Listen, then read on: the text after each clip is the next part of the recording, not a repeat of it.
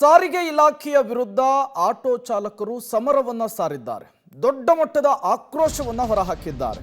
ಸಾರಿಗೆ ಇಲಾಖೆಯ ಆಯುಕ್ತರ ಕಚೇರಿಗೆ ಚಾಲಕರು ಮುತ್ತಿಗೆ ಹಾಕಲಿಕ್ಕೂ ಕೂಡ ಮುಂದಾಗಿದ್ದಾರೆ. ತಡೆಯಲು ಹೋದಂತಹ ಪೊಲೀಸರನ್ನ ತಳ್ಳಿ ತಮ್ಮ ಆಕ್ರೋಶವನ್ನ ಹೊರಹಾಕಿರುವಂತಹದ್ದು ಆಟೋ ಚಾಲಕರು. ಶಾಂತಿನಗರದ ಬಿಟಿಎಸ್ ರೋಡ್ ಅನ್ನ ಬ್ಲಾಕ್ ಮಾಡಿ ಪ್ರೊಟೆಸ್ಟ್ ಅನ್ನ ಮಾಡಿದ್ದಾರೆ. ಸಾವಿರಾರು ಆಟೋ ಕ್ಯಾಬ್ಗಳನ್ನು ತಂದಿದ್ದಾರೆ ಚಾಲಕರು. ಆಟೋ ಕ್ಯಾಬ್ ಅನ್ನ ರೋಡಿಗೆ ಅಡ್ಡ ಹಾಕಿ ಚಾಲಕರು ತಮ್ಮ ಆಕ್ರೋಶವನ್ನು ಹೊರಹಾಕ್ತಾ ಇರುವಂಥದ್ದು. ಈ ರ್ಯಾಪಿಡೋ ಬೈಕ್ಗಳನ್ನು ಟ್ಯಾಕ್ಸಿಗಳನ್ನು ಬ್ಯಾನ್ ಮಾಡುವ ವಿಚಾರಕ್ಕೆ ಸಂಬಂಧಪಟ್ಟಂತೆ ಈಗಾಗಲೇ ರಾಜ್ಯ ಸರ್ಕಾರ ಒಂದು ಆದೇಶವನ್ನು ಹೊರಡಿಸಿದೆ. ಬಟ್ ಆ ಕೇಸ್ ಕೋರ್ಟ್ನಲ್ಲಿರುವಂಥದ್ದು. ಹಾಗಾಗಿಯೇ ಇವತ್ತು ದೊಡ್ಡ ಮಟ್ಟದ ಆಕ್ರೋಶವನ್ನು ಸಾರಿಗೆ ಇಲಾಖೆಯ ವಿರುದ್ಧ ಆಟೋ ಚಾಲಕರು ಹೊರಹಾಕಿದ್ದಾರೆ. ನೀವು ಕೂಡ ವಿಜುವಲ್ಸ್ ಅನ್ನು ಗಮನಿಸ್ತಾ ಇದ್ದೀರಿ. ಶಾಂತಿನಗರದಲ್ಲಿ ಪರಿಸ್ಥಿತಿ ಹೇಗಿದೆ ಅಂತೇಳಿ ಸಾವಿರಾರು ಸಂಖ್ಯೆಯಲ್ಲಿ ಆಟೋ ಚಾಲಕರು ಇವತ್ತು ಸಾರಿಗೆಯ ಕಚೇರಿಗೆ ಮುತ್ತಿಗೆ ಹಾಕಲಿಕ್ಕೂ ಕೂಡ ಯತ್ನ ಮಾಡಿದ್ದಾರೆ. ಈ ಸಂದರ್ಭದಲ್ಲಿ ಪೊಲೀಸರು ಪ್ರತಿಭಟನಾ ನಿರತರನ್ನ ತಡಿಲಿಕ್ಕೆ ಯತ್ನಿಸಿದ್ದಾರೆ. ಈ ಸಂದರ್ಭದಲ್ಲಿ ಪ್ರತಿಭಟನಾ ನಿರತರು ಮತ್ತು ಪೊಲೀಸರ ನಡುವೆ ಮಾತಿನ ಚಕಮಕಿ ಕೂಡ ಆಗಿದೆ.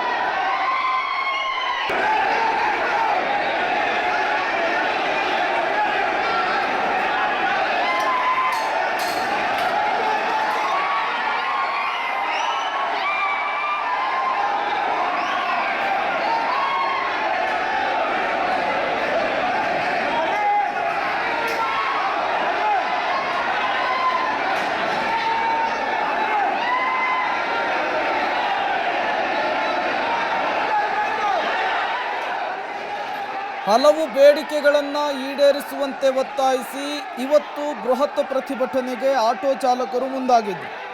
ಸಾರಿಗೆ ಇಲಾಖೆಯ ವಿರುದ್ಧ ತಮ್ಮ ಆಕ್ರೋಶವನ್ನು ಯಾವ ರೀತಿ ಹೊರಹಾಕ್ತಾ ಇದ್ದಾರೆ ಅನ್ನುವಂತಹ ನೇರ ವಿಜುವಲ್ಸನ್ನು ನೀವು ಗಮನಿಸ್ತಾ ಇದ್ದೀರಿ ಪಬ್ಲಿಕ್ ಟಿವಿಯ ಸ್ಕ್ರೀನ್ ಮೇಲೆ.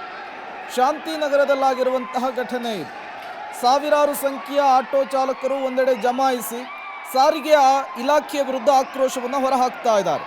ಹಲವು ಬೇಡಿಕೆಗಳನ್ನು ಈಡೇರಿಸಬೇಕು ಅಂಥೇಳಿ ಆಗ್ರಹಿಸ್ತಾ ಇದ್ದಾರೆ. ಒನ್ ಸಿಟಿ ಒನ್ ಫೇರ್ ಜಾರಿ ಆಗಬೇಕು, ರ್ಯಾಪಿಡೋ ಬೈಕ್ ಟ್ಯಾಕ್ಸಿಯನ್ನು ನಿಲ್ಲಿಸಬೇಕು, RTO ಅಧಿಕಾರಿಗಳು ಎಲೆಕ್ಟ್ರಿಕ್ ಬೈಕ್ ಟ್ಯಾಕ್ಸಿ ನಿಷೇಧ ಕಾರ್ಯಾಚರಣೆಯನ್ನು ಮಾಡಬೇಕು, ಜೊತೆಗೆ ಸ್ಕೂಲ್ ವಾಹನಗಳಿಗೆ ಪರ್ಮಿಟನ್ನು ಕೊಡಬೇಕು ಅಂಥೇಳಿ ಚಾಲಕರು ಇಷ್ಟೂ ಬೇಡಿಕೆಗಳನ್ನು ಇಟ್ಟುಕೊಂಡು ಇವತ್ತು ಪ್ರೊಟೆಸ್ಟ್ಗೆ ಮುಂದಾಗಿರುವಂಥದ್ದು. ಈ ಪ್ರೊಟೆಸ್ಟ್ ಆರಂಭ ಆಗ್ತಾ ಇದ್ದ ಹಾಗೆ ಪ್ರತಿಭಟನಾ ನಿರತರ ಸಂಖ್ಯೆ ಜಮಾಯಿಸ್ತಾ ಇದ್ದ ಹಾಗೆ ಜಾಸ್ತಿ ಆಗ್ತಾ ಇದ್ದ ಹಾಗೆ ಪೊಲೀಸರು ಅಲರ್ಟ್ ಆಗ್ತಾರೆ. ಪ್ರತಿಭಟನಾ ನಿರತರನ್ನ ನಿಯಂತ್ರಿಸಲಿಕ್ಕೆ ಹರಸಾಹಸ ಪಡಬೇಕಾದಂತಹ ಪರಿಸ್ಥಿತಿ ನಿರ್ಮಾಣವಾಗುತ್ತೆ. ತದನಂತರ ನೂಕಾಟ ತಳ್ಳಾಟ ಕೂಡ ಆಗುತ್ತೆ. ಈ ಸಂದರ್ಭದಲ್ಲಿ ಪ್ರತಿಭಟನಾ ನಿರತರು ಮತ್ತು ಪೊಲೀಸರ ನಡುವೆ ಮಾತಿನ ಚಕಮಕಿ ಆಗಿರುವಂಥದ್ದು. ಈ ಸಂದರ್ಭದಲ್ಲಿ ಪೊಲೀಸರನ್ನ ದೂಡಿಯೇ ಸಾರಿಗೆ ಇಲಾಖೆಗೆ ಮುತ್ತಿಗೆಯನ್ನು ಹಾಕಲಿಕ್ಕೆ ಮುಂದಾಗ್ತಾರೆ ಪ್ರತಿಭಟನಾ ನಿರತರು. ಸಾರಿಗೆ ಇಲಾಖೆ ಆಯುಕ್ತರ ಕಚೇರಿಯಲ್ಲಿ ಚಾಲಕರು ಆಕ್ರೋಶವನ್ನು ಕೂಗ್ತಾರೆ. ತಮ್ಮ ಬೇಡಿಕೆಗಳನ್ನು ಈಡೇರಿಸಬೇಕು ಅಂಥೇಳಿ ಆಗ್ರಹಿಸಿದ್ದಾರೆ. ನೀವು ಕೂಡ ವಿಜುವಲ್ಸ್ ಅನ್ನು ಗಮನಿಸ್ತಾ ಇದ್ದೀರಿ. ಸಾವಿರಾರು ಸಂಖ್ಯೆಯ ಚಾಲಕರು ಈ ಪ್ರತಿಭಟನೆಯಲ್ಲಿ ಭಾಗಿಯಾಗಿದ್ದಾರೆ. ದೊಡ್ಡ ಮಟ್ಟದ ಕೂಗನ್ನ ಎತ್ತಿದ್ದಾರೆ, ಧ್ವನಿಯನ್ನ ಎತ್ತಿದ್ದಾರೆ.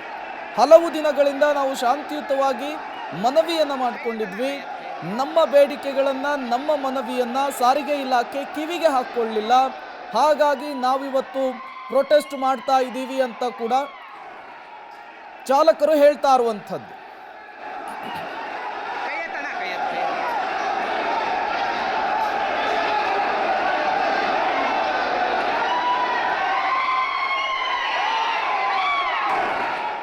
ಮತ್ತಷ್ಟು ಡೀಟೇಲ್ಸ್ ಅನ್ನು ಕೊಡ್ತಾರೆ ಮಾರುತಿ, ದೂರವಾಣಿ ಸಂಪರ್ಕದಲ್ಲಿ ಜಾಯಿನ್ ಆಗಿದ್ದಾರೆ. ಮಾರುತಿ, ಬೃಹತ್ ಪ್ರತಿಭಟನೆ ಆಗ್ತಾ ಇದೆ.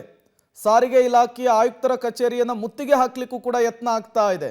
ಯಾಕಾಗಿ ಈ ಪ್ರತಿಭಟನೆ? ಸದ್ಯಕ್ಕೆ ಪರಿಸ್ಥಿತಿ ಹೇಗಿದೆ? ಏನೆಲ್ಲ ಬೆಳವಣಿಗೆಗಳಾಗ್ತಾ ಇದೆ ಅಂತ?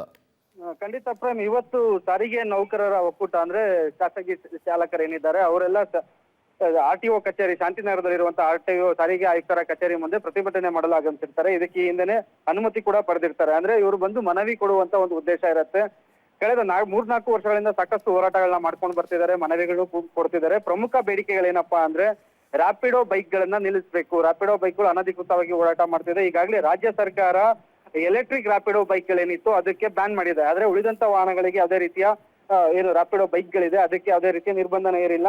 ಆದ್ರೆ ಯೆಲ್ಲೋ ಬೋರ್ಡ್ ಅಂದ್ರೆ ಟ್ಯಾಕ್ಸ್ ಕಟ್ಟಿ ಓಡಿಸುವಂತಹ ಆಟೋ ಆಗಿರ್ಬೋದು, ಕ್ಯಾಬ್ಗಳಾದ್ರೂ ಇದ್ರ ಮೇಲೆ ಸಾಕಷ್ಟು ಕೇಸ್ಗಳನ್ನ ಮಾಡುವಂತದ್ದು ಮತ್ತೆ ಅವ್ರನ್ನ ತಡೆಯುವಂತ ಕೆಲಸ ಮಾಡ್ತಾರೆ. ಆದ್ರೆ ಇಂಥ ವಾಹನಗಳನ್ನ ಅಂದ್ರೆ ವೈಟ್ ಬೋರ್ಡ್ ಅಲ್ಲಿ ಏನು ಬಾಡಿಗೆ ಮಾಡ್ತಾರೆ ಅಂತ ವಾಹನಗಳನ್ನ ತಡಿತಿಲ್ಲ ಅನ್ನುವಂತ ಪ್ರಮುಖ ಅಂಶ ಆಯ್ತು. ಅಂದ್ರೆ ಕಳೆದ ಫೆಬ್ರವರಿ ತಿಂಗಳಲ್ಲಿ ರಾಜ್ಯ ಸರ್ಕಾರದ ಸಾರಿಗೆ ಸಚಿವರು ಒಂದು ಭರವಸೆ ಕೊಟ್ಟಿದ್ರು, ಇಡೀ ರಾಜ್ಯದಲ್ಲಿ ಒಂದು ರೀತಿಯ ಒಂದು ಏನು ರೇಟ್ ಅನ್ನ ಫಿಕ್ಸ್ ಮಾಡ್ತೀವಿ ಅಂತ. ಅಂದ್ರೆ ಈಗೇನು ಪೋರ್ಟಲ್ಗಳಿವೆ ಆ ಪೋರ್ಟಲ್ಗಳನ್ನೆಲ್ಲ ಬ್ಯಾನ್ ಮಾಡಿ ರಾಜ್ಯ ಸರ್ಕಾರವೇ ಅಧಿಕೃತವಾದಂತ ಒಂದು ಆಪ್ ನ ಬಿಡುಗಡೆ ಮಾಡುತ್ತೆ. ಟ್ಯಾಕ್ಸಿಗಳಾಗ್ಲಿ ಆಟೋಗಳಾಗ್ಲಿ ಇದನ್ನ ಬಳಕೆ ಮಾಡ್ಕೊಂಡು ಒಂದೇ ರೀತಿ ದರನ ನಿಗದಿ ಮಾಡ್ತೀವಿ. ಯಾಕಂದ್ರೆ ಸಾಕಷ್ಟು ಪೋರ್ಟಲ್ ಕಂಪನಿಗಳಿಂದ ಚಾಲಕರಿಗೆ, ಕ್ಯಾಬ್ ಮಾಲೀಕರ, ಆಟೋದವರಿಗೆ ತೊಂದರೆ ಆಗ್ತಿದೆ ಅಂತ ಸಾರಿಗೆ ಇಲಾಖೆ ಮೇಲೆ ಮನವಿಗಳನ್ನ ಕೊಡ್ತಿದ್ರು. ಆದ್ರೆ ಇದನ್ನೆಲ್ಲ ಇವತ್ತು ಮನವಿ ಕೊಡಕ್ ಬಂದಂತಹ ಸಾರಿಗೆ ಚಾಲಕರನ್ನ ಪೊಲೀಸರು ತಡೆಯುವಂತ ಕೆಲಸ ಮಾಡ್ತಾರೆ.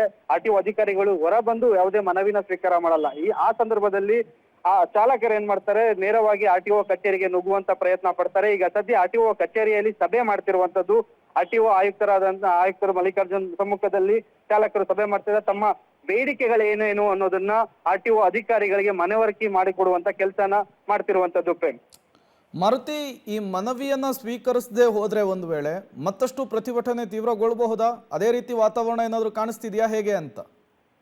ಸದ್ಯಕ್ಕೆ ಆ ರೀತಿ ಪರಿಸ್ಥಿತಿ ಕಾಣಿಸ್ತಿಲ್ಲ. ಯಾಕಂದ್ರೆ RTO ಅಧಿಕಾರಿಗಳು ಕರೆದು ಈಗ ಒಂದು ಕಾನ್ಫರೆನ್ಸ್ ರೂಮ್ ಅಲ್ಲಿ ಎಲ್ಲಾ ಚಾಲಕರನ್ನ ಕೂರಿಸಿ ಒಂದು ಸಭೆ ನಡೆಸ್ತಾ ಇದ್ದಾರೆ. ಅವರ ಮನವಿಗಳನ್ನ ಆಲಿಸ್ತಿದ್ದಾರೆ.